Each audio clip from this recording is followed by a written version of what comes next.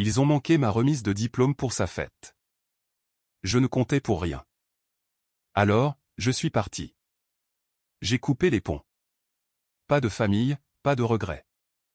Des années plus tard, ils m'ont vu bâtir un empire. J'étais debout sur la scène, le lourd velours de ma toge de diplômé collant à mes épaules, scrutant l'océan de famille en liesse à la recherche des 2 personnes qui m'ont élevé. 4 sièges vides me fixaient en retour. Ils étaient à Miami, buvant du champagne pour célébrer le 3e abandon d'université de mon frère. Dans la maison des Gallagher, le soleil se levait et se couchait sur mon frère aîné, Liam. Je n'étais qu'un satellite en orbite dans l'espace froid et sombre laissé dans son sillage. D'aussi loin que je me souvienne, mes parents, Richard et Suzanne, fonctionnaient selon une philosophie simple et tacite. Le potentiel de Liam était un bien fragile et précieux qui nécessitait un soutien financier et émotionnel constant, tandis que mon indépendance était une excuse commode pour m'ignorer. Quand Liam a détruit sa Jeep neuve à 17 ans, mon père a blâmé les lampadaires et lui a acheté une BMW. Quand j'ai remporté le concours scientifique de l'État un mois plus tard, ma mère a jeté un regard désinvolte au trophée, m'a demandé de dépoussiérer le salon et est retournée chercher des tuteurs privés pour les scores désastreux de Liam au SAT. J'ai appris très tôt que si je voulais quelque chose dans la vie, je devais me saigner pour l'obtenir. J'ai cumulé 2 emplois tout au long du lycée juste pour pouvoir m'offrir une voiture d'occasion fiable et mon propre ordinateur portable. J'ai postulé à toutes les bourses d'études possibles, obtenant finalement une prise en charge presque complète pour l'université Columbia. C'était un accomplissement monumental. Je me souviens d'avoir couru dans la cuisine, la lettre d'acceptation tremblant dans mes mains, des larmes de joie me piquant les yeux. Mes parents étaient à l'îlot de cuisine. Ma mère frottait le dos de mon père pendant qu'il regardait fixement son iPad. Maman, papa, j'ai été accepté. Columbia. Et avec la bourse au mérite, c'est presque entièrement couvert. Mon père a levé les yeux, son expression tendue. C'est bien, Bella. Mais ne fais pas tant de bruit. Ton frère vient d'appeler. Il se sent dépassé à Penn State. Nous prenons l'avion pour le ramener à la maison. Il saura que la gorge a besoin d'une année sabbatique pour se trouver. C'était la dynamique. Mes triomphes étaient des notes de bas de page. Ces échecs étaient des urgences familiales. Avance rapide de 4 ans. L'université était un marathon brutal de privation de sommeil, de nouilles instantanées et de travail acharné. Pour couvrir le reste des frais de scolarité et mon loyer à New York, je travaillais les week-ends dans un misérable restaurant de Queens et prenais des quarts de nuit à la bibliothèque de l'université. Je n'avais pas le luxe d'une vie sociale, de vacances de printemps à Cabo ou de me trouver. J'avais un seul objectif. Obtenir mon diplôme avec mention, décrocher un emploi bien rémunéré dans la technologie et enfin prouver à Richard et Suzanne que je valais leur fierté. La remise des diplômes était prévue pour le 18 mai. C'était le phare qui me guidait à travers les nuits les plus sombres et les plus épuisantes. J'avais acheté à mes parents des billets VIP coûteux des mois à l'avance. J'avais réservé une table dans un magnifique restaurant italien de Manhattan, en versant un acompte que je pouvais à peine me permettre. Je voulais une journée parfaite. Puis est arrivée la 2e semaine d'avril. Liam en était actuellement à sa 3e tentative d'études supérieures, ou plutôt à des vacances largement subventionnées déguisées en diplôme de commerce à Miami. Comme on pouvait s'y attendre, il a échoué à ses examens de mi-session et risqué une mise à l'épreuve académique. Au lieu d'étudier, Liam a décidé que l'éducation traditionnelle étouffait son génie. Il s'est reconverti en entrepreneur. Sa grande idée, une application de style de vie pour la location de yachts qui existait déjà en 10 versions différentes. J'étais assise dans le salon de mes parents lors d'une rare visite de week-end à la maison dans le New Jersey quand la bombe a été lâchée. Nous mangions des plats à emporter. Je venais de leur rappeler l'hôtel que j'avais réservé pour eux à New York pour ma remise de diplôme. Ma mère a posé sa fourchette, échangeant un regard chargé et mal à l'aise avec mon père. À ce sujet, Bella, commença mon père en se raclant la gorge. Nous allons en fait devoir annuler l'hôtel. Je me suis figé. Annuler ? Papa, ce n'est pas remboursable à ce stade et la remise des diplômes est dans un mois. Qu'est-ce qui ne va pas ? Eh bien, dit ma mère, utilisant ce ton doux et condescendant qu'elle réservait exclusivement aux mauvaises nouvelles. Liam organise la soirée de lancement officielle de sa nouvelle entreprise. Il invite des investisseurs providentiels, des influenceurs, tout le gratin. C'est une étape énorme pour lui. D'accord, dis-je lentement, une peur glaciale s'installant dans mon estomac. C'est quand? Le 18 mai, dit mon père en détournant le regard. Le silence dans la pièce était absolument assourdissant. Je les ai regardés, attendant la chute, attendant qu'ils disent qu'ils avaient demandé à Liam de changer la date, ou qu'ils allaient se séparer pour assister aux 2 événements, ou quelque chose du genre. Mais ils se contentaient de me fixer. Leur mur de défense déjà érigé. Vous plaisantez, ai-je murmuré. Vous allez manquer ma remise de diplôme universitaire. Le diplôme que j'ai payé moi-même.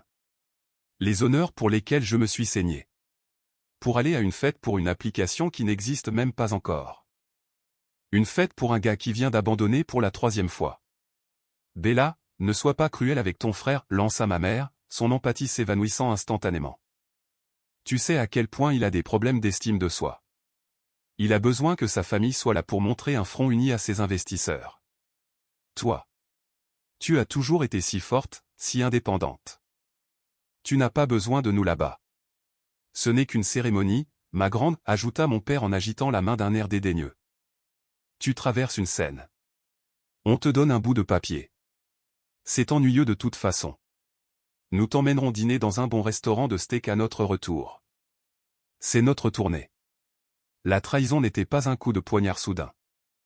C'était une lame qui se tordait lentement. Il ne se contentait pas de choisir Liam plutôt que moi. Il me pénalisait pour ma résilience. Parce que je ne m'effondrais pas. Parce que je ne demandais pas leur argent. Parce que je n'échouais pas.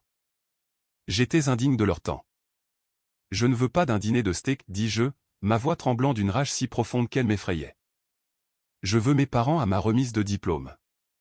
Nous faisons ce qui est le mieux pour la famille, dit mon père d'un ton sévère, mettant fin à la conversation. Liam a besoin de cette victoire. Se racle la gorge toi, tu as déjà ton diplôme.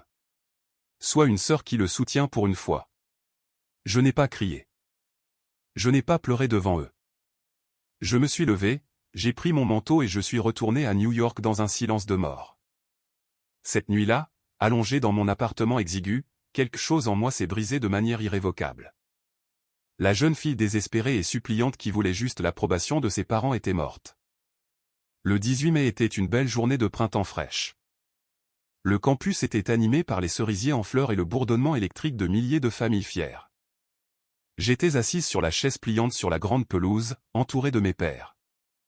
À ma gauche se trouvait ma colocataire, Chloé Dubois, dont les parents avaient pris l'avion depuis Paris.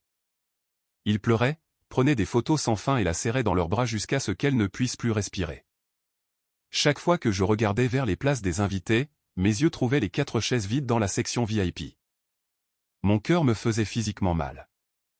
Un battement sourd et rythmé dans ma poitrine. Quand ils ont appelé mon nom, Bella Gallagher, summa cum laude, les applaudissements polis d'étrangers ont résonné à mes oreilles.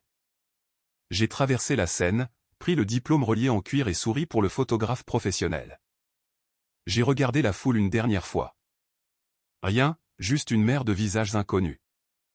Après la cérémonie, alors que les foules se dispersaient pour des déjeuners de célébration, je me tenais maladroitement près des portes du campus. Chloé a bondi vers moi, son père, Antoine, la suivant avec un bras chargé de fleurs. Bella, où sont tes parents? Nous allons au Bernardin. Tu dois venir, rayonna Chloé. J'ai ravalé la boule que j'avais dans la gorge. Ils ont eu un retard de vol. Ils n'ont pas pu quitter la Floride. Ce n'est pas grave. Antoine Dubois, un homme vif et perspicace, a regardé mes mains vides et le sourire crispé et forcé sur mon visage. Il n'a pas posé de questions. Au lieu de cela, il s'est avancé, a sorti un énorme bouquet de roses jaunes de sa brassée et les a pressés dans mes bras. Une femme aussi brillante que vous ne devrait jamais tenir autre chose que du papier le jour de sa remise de diplôme, dit-il doucement avec son fort accent. Vous dînez avec nous. La famille, c'est celle qui vous nourrit quand vous avez faim. Oui. J'ai fondu en larmes. Juste là, sur le trottoir. J'ai sangloté dans les roses jaunes. Je suis allé dîner avec la famille Dubois. Ils ont porté un toast à mon succès, m'ont interrogé sur mes projets d'avenir et m'ont traité avec un intérêt plus sincère en 2 heures que mes parents en 22 ans. Le lendemain matin, je me suis réveillé avec une clarté terrifiante et absolue. J'ai conduit jusqu'à la maison de mes parents dans le New Jersey. Ils étaient toujours à Miami, probablement en train de soigner leur gueule de bois sur un yacht de location. J'ai emballé tout ce que je possédais et qui se trouvait encore dans ma chambre d'enfant, livres, manteaux d'hiver, souvenirs d'enfance. J'ai tout chargé dans ma Honda Civic cabossée. Sur l'îlot de cuisine, exactement là où je me tenais quand je leur avais annoncé mon acceptation à Columbia, j'ai laissé ma clé de maison. À côté, j'ai laissé une seule note manuscrite. J'espère que la fête en valait la peine. Ne me cherchez pas. Je ne suis plus votre fille, Bella. Je suis monté dans ma voiture et j'ai conduit. Je ne me suis pas arrêté avant d'atteindre Chicago. J'ai choisi Chicago parce que c'était assez loin de New York et du New Jersey pour ne pas tomber sur quelqu'un que je connaissais par hasard, mais assez grand pour m'y cacher et travailler d'arrache-pied. J'ai loué un minuscule studio qui sentait le moisi dans le South Slope. J'avais 4000 € d'économie, un diplôme et un feu ardent et inextinguible dans les tripes, alimenté par la pure rancune et l'ambition. J'ai changé mon numéro de téléphone. J'ai supprimé mes comptes de réseaux sociaux. Je suis devenu un fantôme pour la famille Gallagher. Les 2 premières années ont été un creuset. J'ai trouvé un emploi de débutant brutal dans une société d'analyse de données de second ordre, travaillant de 8h à 18h. Mais mon vrai travail commençait quand je rentrais chez moi. J'avais réalisé très tôt à l'université que l'avenir du marketing ne résidait pas seulement dans les campagnes créatives. Il était dans les données prédictives sur le comportement des consommateurs. Je passais toutes les nuits de 19h à 2h du matin à coder et à construire mon propre algorithme propriétaire d'exploration de données, conçu spécifiquement pour les marques de commerce électronique. Je vivais de café, d'adrénaline et de produits d'épicerie à prix réduit. Je ne sortais pas. Je n'avais pas de rendez-vous. Chaque fois que l'épuisement menaçait de me briser, je fermais les yeux et j'imaginais ces 4 chaises vides sur la grande pelouse. C'était comme prendre une dose d'adrénaline pure. J'ai créé ma société, Apex Data Solutions, à la table de cuisine de mon studio. J'ai envoyé des centaines de courriels à froid à des PDG, des directeurs marketing et des directeurs commerciaux. On m'a ignoré, on m'a raccroché au nez, et on s'est moqué de moi. Et puis le premier coup du sort est arrivé sous la forme d'Alex Sterling. Alex était le PDG d'une marque de vêtements de sport en pleine croissance qui perdait de l'argent à cause de dépenses publicitaires inefficaces. Il a accepté un appel Zoom de 15 minutes parce que, comme il me l'a dit plus tard, mon courriel à froid était le pitch le plus agressivement confiant qu'il ait jamais lu. Je lui ai offert un essai gratuit de 2 semaines de mon algorithme. En 2 semaines, son coût d'acquisition client a chuté de 42%. Alex a signé un contrat annuel de 150 000 € avec Apex Data Solutions. Il m'a présenté à 3 autres PDG de son réseau. En 6 mois, ma start-up de table de cuisine générait un demi-million de revenus récurrents. J'ai quitté mon emploi de jour. J'ai embauché une petite équipe de développeurs brillants et ambitieux. Nous avons déménagé dans un bureau industriel élégant à River North. J'avais 24 ans et je bâtissais un empire. Pendant ce temps, des fragments de nouvelles de mon ancienne vie parvenaient parfois à franchir le pare-feu que j'avais construit. Une cousine éloignée m'a envoyé un message sur LinkedIn avant que je ne la bloque. L'application de Liam, VibeCheck, s'était effondrée de manière spectaculaire juste 3 mois après sa somptueuse soirée de lancement. Il avait dilapidé l'argent de ses investisseurs, dont la plupart, j'ai appris plus tard, provenaient en fait d'une deuxième hypothèque que mes parents avaient contractée sur leur maison pour le financer. Un soir, j'ai reçu un courriel à mon adresse professionnelle générique. L'objet était « Bella, s'il te plaît, appelle à la maison ». C'était de ma mère. « Bella, nous avons enfin trouvé le site web de ton entreprise.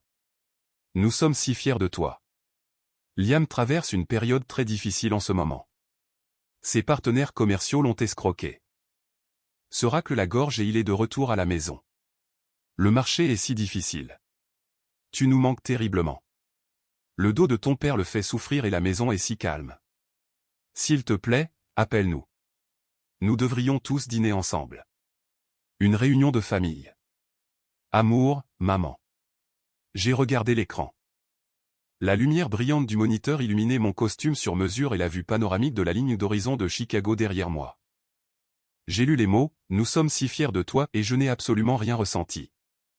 Ni colère, ni tristesse, juste un détachement froid et clinique. Ils n'étaient pas fiers de moi. Ils étaient en faillite, épuisés par leur enfant prodige, et cherchaient une bouée de sauvetage.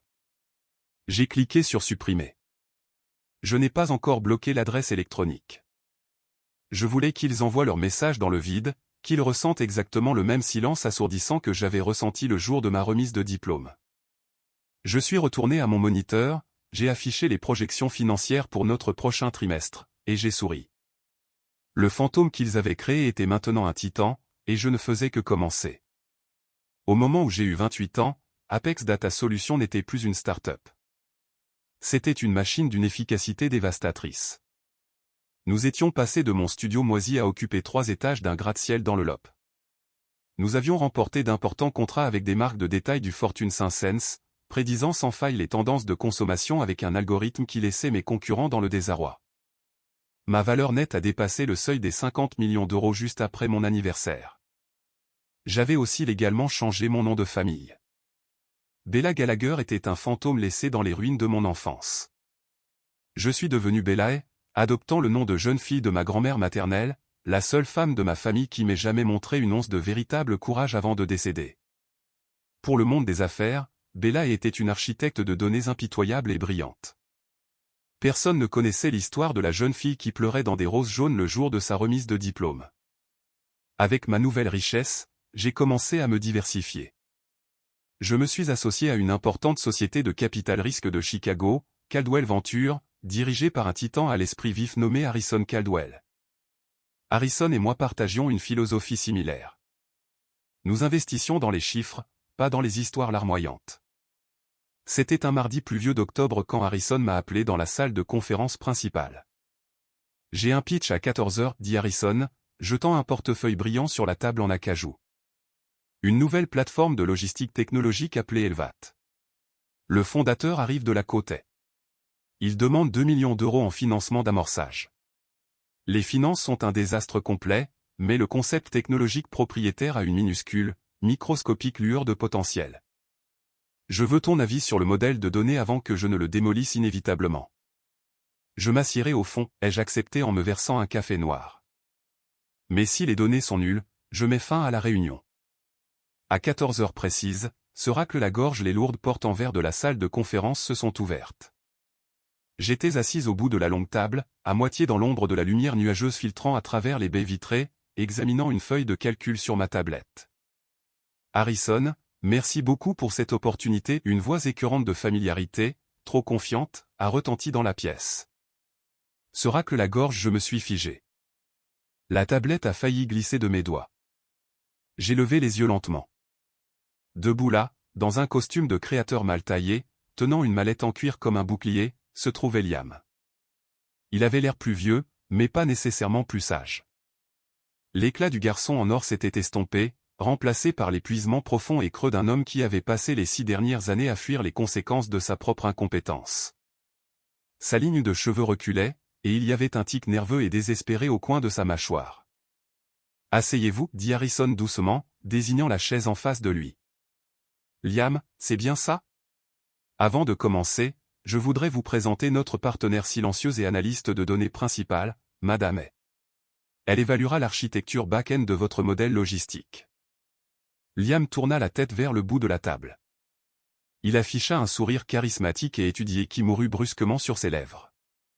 Pendant 10 secondes angoissantes, le silence dans la salle de conférence était si absolu qu'on pouvait entendre la pluie fouetter le verre.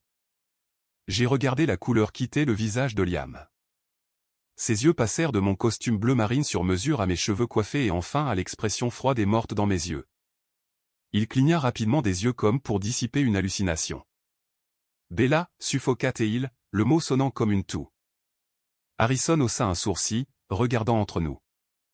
Vous vous connaissez ? Nous partageons une coïncidence biologique malheureuse, Harrison, dis-je, ma voix étrangement calme, lisse comme du verre. Je me suis penché en avant, posant mes coudes sur la table. S'il vous plaît, Liam, ne me laissez pas interrompre votre pitch. Vous demandez à Caldwell Venture 2 millions d'euros. Voyons pourquoi vous pensez les mériter. Liam transpirait visiblement. Ses mains tremblaient en ouvrant sa mallette, renversant une pile de projections financières lourdement trafiquées sur la table. Il a bafouillé sa présentation. Elvat était exactement ce à quoi je m'attendais, une salade de mots à la mode de synergie, d'intégration de la blockchain et de paradigme de livraison disruptif. Il n'y avait aucune structure sous-jacente, aucun chemin vers la rentabilité, et pire que tout, aucun algorithme de données viable pour étayer ces affirmations. C'était une autre fête sur un yacht déguisé en entreprise. Quand il a finalement cessé de parler, haletant légèrement, la pièce était silencieuse. « Avez-vous terminé ?» ai-je demandé. Il a hoché la tête, déglutissant difficilement. « Bella, madame le marché est mûr pour. » Le marché, les jeux interrompus en ouvrant son portefeuille, est sursaturé. Votre coût d'acquisition d'utilisateur est complètement fabriqué. Vous revendiquez un taux de croissance de 30% d'un mois sur l'autre, mais vos indicateurs de rétention sont cachés dans l'annexe car ils sont pratiquement inexistants. Vous brûlez des liquidités à un rythme qui suggère que soit vous vous versez un salaire exorbitant, soit vous n'avez aucune idée de comment gérer un livre de compte. Lequel est-ce, Liam? Il a tressailli. Nous avons juste besoin de marge de manœuvre. Si nous avons le capital. Le capital sert à faire évoluer un modèle éprouvé, dis-je froidement. Pas à maintenir en vie une idée morte. Vous n'avez pas une entreprise, Liam. Vous avez un passe-temps coûteux. Harrison a fermé son dossier. Je dois être d'accord avec Madame A. C'est un refus pour Caldwell Venture. Nous vous remercions de votre temps. Liam a ignoré Harrison. Il a posé les deux mains sur la table, se penchant vers moi avec un air de désespoir frénétique et écarquillé. Bella, s'il te plaît, tu dois m'aider, a-t-il supplié, abandonnant complètement la façade professionnelle. Mes précédents investisseurs me poursuivent en justice. Maman et papa, ils ont réhypothéqué la maison à nouveau pour m'aider à construire le prototype d'Elvat. Si je n'obtiens pas ce financement, ils vont perdre la maison. Nous nous noyons. J'ai regardé l'homme qui avait volé chaque once de l'affection de mes parents, chaque euro de leurs ressources, et le seul jour de ma vie qui était censé être le mien. Cela ressemble à un terrible retour sur investissement, dis-je en me levant et en lissant ma veste. Tu aurais dû étudier plus dur à Penn State, ou à Miami, ou que ce soit que tu te sois trouvé au point. Je suis sorti de la salle de conférence sans me retourner, le laissant debout dans les décombres de sa propre création. Je savais que l'embuscade dans la salle de conférence ne serait pas la fin. Le désespoir engendre l'audace, et ma famille avait toujours été incroyablement audacieuse lorsqu'il s'agissait d'exiger des choses qu'elle n'avait pas méritées. Il a fallu exactement 8 jours pour que le passé se présente à ma porte. J'étais dans mon bureau d'angle en train d'examiner un accord de fusion avec ma vice-présidente des opérations, Béatrice Dupont, lorsque le voyant rouge de mon téléphone de bureau a clignoté. C'était le bureau de la sécurité dans le hall. Madame, dit le chef de la sécurité, la voix tendue. Il y a un couple plus âgé ici qui cause une perturbation importante. Ils exigent de vous voir. Ils prétendent être vos parents, un monsieur et une madame Gallagher. Béatrice leva les yeux de ses documents, sentant le changement dans ma posture. Gardez-les dans le hall. Ne les laissez pas passer les tourniquets. Je descends tout de suite, ai-je ordonné en raccrochant. J'ai pris l'ascenseur privé jusqu'au rez-de-chaussée. Le hall de l'immeuble Apex était une cathédrale tentaculaire de marbre blanc et d'acier brossé. Debout près du bureau de la réception, flanqués de 2 gardes de sécurité costauds, se trouvaient Richard et Suzanne Gallagher. Leur vue m'a physiquement secoué. La dernière fois que je les avais vus, ils étaient arrogants, soignés et dédaigneux, préparant leurs valises pour Miami. Maintenant, ils avaient l'air fragiles. Mon père avait vieilli de 10 ans en 6 ans. Ses épaules étaient voûtées et son bronzage de golf coûteux avait disparu, remplacé par une pâleur cireuse et maladive. Les cheveux de ma mère s'étaient clairsemés, ses vêtements de marque remplacés par un manteau démodé et délavé. Quand ma mère m'a vu approcher, flanquée de l'autorité froide de ma forteresse d'entreprise, elle a éclaté en sanglots. Bella. Oh mon Dieu. Bella, regarde-toi, a-t-elle gémi en se précipitant en avant. Mais le garde de sécurité s'est interposé en douceur sur son chemin. Elle s'est arrêtée, tendant les mains vers moi. Tu es si belle. Tu nous as tellement manqué. Arrête ton cinéma, Suzanne, dis-je, ma voix résonnant sur les murs de marbre. Je n'ai pas croisé les bras. Je me tenais parfaitement droite, occupant mon espace. Vous n'avez pas conduit 12 heures depuis le New Jersey parce que je vous manquais. Vous êtes venu ici parce que Liam a raté son pitch. Mon père s'est avancé, sa fierté luttant visiblement avec son désespoir. Bella, s'il te plaît, tu dois comprendre. Ton frère a de gros problèmes. Et nous. nous perdons la maison. La banque a envoyé l'avis de saisie lundi. Nous sommes à sec. Il ne nous reste plus rien. Et vous êtes venu me voir, ai-je affirmé, une constatation, pas une question. Tu es de notre famille, a sangloté ma mère. Nous avons vu les articles sur toi en ligne. Tu vaux des millions, Bella. Nous sommes tes parents. Tu ne laisserais pas ta propre mère et ton propre père devenir sans abri, n'est-ce pas? Nous avons juste besoin d'un prêt. 200 000 €, juste pour que la banque nous lâche et pour donner à Liam une chance de se restructurer. J'ai laissé le silence s'étirer. J'ai regardé le sol en marbre, puis le plafond de verre imposant, et enfin, de nouveau, les deux étrangers qui m'avaient donné la vie, mais rien d'autre. Il y a 6 ans commençais-je, ma voix calme, mais portant le poids lourd et létal d'une finalité absolue. J'étais assis sur une chaise pliante sur le campus de mon université. J'ai regardé les parents de mon ami pleurer de fierté. J'ai regardé un étranger me donner des fleurs parce que mes propres parents n'ont pas pris la peine d'assister à la remise du diplôme que j'ai payé moi-même. Vous m'avez dit que j'étais forte, que je n'avais pas besoin de vous. Vous m'avez dit que vous faisiez un investissement en Liam.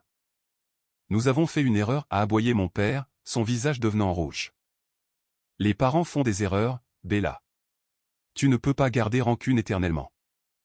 Ce n'est pas une rancune, Richard, l'ai-je corrigé, abandonnant le titre de papa pour toujours. C'est un état des faits. Vous avez investi tout votre capital émotionnel et financier dans un actif fondamentalement défectueux. Vous avez materné la faiblesse et pénalisé la force. Vous avez parié votre maison, votre retraite et votre relation avec votre fille sur un garçon qui n'a jamais appris la valeur d'1 $ parce que vous ne l'avez jamais obligé à en gagner un. Ma mère secouait la tête violemment. S'il te plaît, Bella. C'est ton frère. Je n'ai pas de frère, dis-je platement. Et je n'ai pas de parents. J'ai laissé mes clés sur votre îlot de cuisine il y a 6 ans, ainsi que toute obligation que j'avais envers cette famille. Espèce de petite arrogante et égoïste, a craché mon père, le venin s'échappant enfin de la façade désespérée. Après tout ce que nous avons fait pour toi, nous t'avons mis à l'abri. Nous t'avons nourri. C'est l'exigence légale minimale pour maintenir un enfant en vie, ai-je répondu, mon cœur battant à un rythme lent, régulier et triomphant. On ne reçoit pas de médaille pour avoir fait le strict minimum. Vous voulez 200 000 €? Allez demander aux amis de la fête sur le yacht de Liam. Je me suis tourné vers le chef de la sécurité. Escortez monsieur et madame Gallagher hors des lieux. S'ils tentent de me contacter ou d'entrer à nouveau dans ce bâtiment, appelez la police et déposez une plainte pour violation de propriété. Bella, non. Tu ne peux pas faire ça. Bella, a crié ma mère alors que les gardes les guidaient doucement mais fermement vers les portes tournantes en verre. Je ne suis pas resté pour les voir partir. J'ai tourné le dos, suis entré dans l'ascenseur privé et j'ai appuyé sur le bouton de l'étage Penthouse. Quand les portes se sont ouvertes, le bourdonnement de mon empire m'a accueilli. Le cliquetis des claviers, le faible murmure d'esprits brillants résolvant des problèmes complexes, l'empire que j'avais construit de mes propres mains, alimenté par le rejet même qui était censé me détruire. Béatrice m'attendait près de la porte de mon bureau, tenant 2 verres en cristal et une bouteille de champagne ridiculement chère. Elle n'a pas demandé ce qui s'était passé dans le hall. Elle a juste souri. Aux projections du 3e trimestre, a demandé Béatrice en me tendant un verre. J'ai pris le verre, sentant le cristal frais contre ma paume. J'ai regardé par la fenêtre la ligne d'horizon tentaculaire de Chicago, la ville qui m'avait offert un endroit pour me cacher, pour guérir et pour conquérir.